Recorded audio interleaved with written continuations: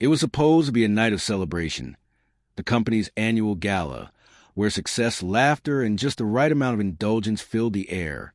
I arrived early, dressed to impress, ready to mingle, while quietly keeping an eye on my employees and the overall mood of the evening. On the surface, it was just another event, but I knew better. Parties like these had a way of revealing far more than resumes or performance reports ever could. My wife, Rachel, joined me that night, though reluctantly. She was never fond of crowds or small talk, preferring peaceful evenings to social events. Still, she insisted on coming, claiming it would be fun and good for morale. I had teased her beforehand, warning that these kinds of gatherings sometimes made people forget their boundaries.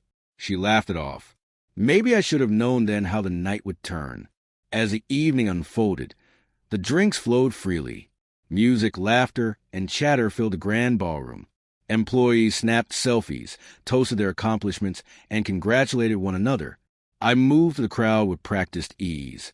A polite smile here, a handshake there, though my thoughts kept drifting toward Rachel.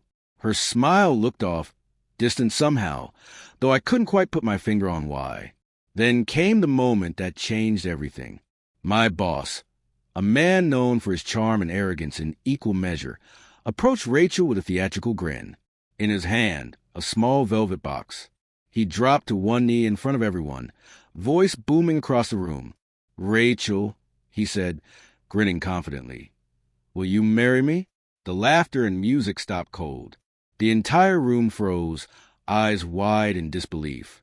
Caught off guard, Rachel blinked, stunned but seemingly flattered, and before she could think, she laughed nervously and said, "Yes." Applause erupted. Cheers, laughter, gasps. It was chaos.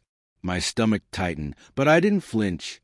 I smiled, calm, controlled, letting the moment hang there, the tension rippling through the room, because I knew something they didn't. I owned the company. Every contract, every paycheck, every decision, it all came through me.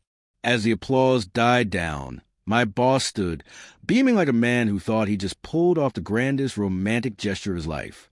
Rachel blushed, clearly unaware of the deeper reality playing out around her. I saw the thrill in her eyes, the attention, the surprise, and it hurt, not out of jealousy, but because she had no idea what she had just walked into.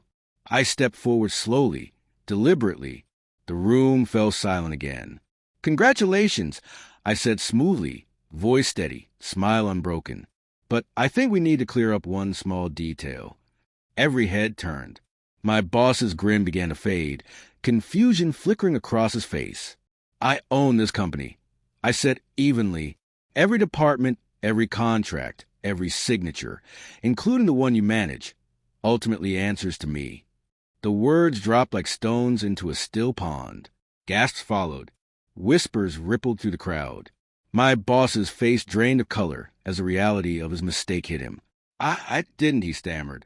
I raised a hand, silencing him with a calm gesture. "You know what?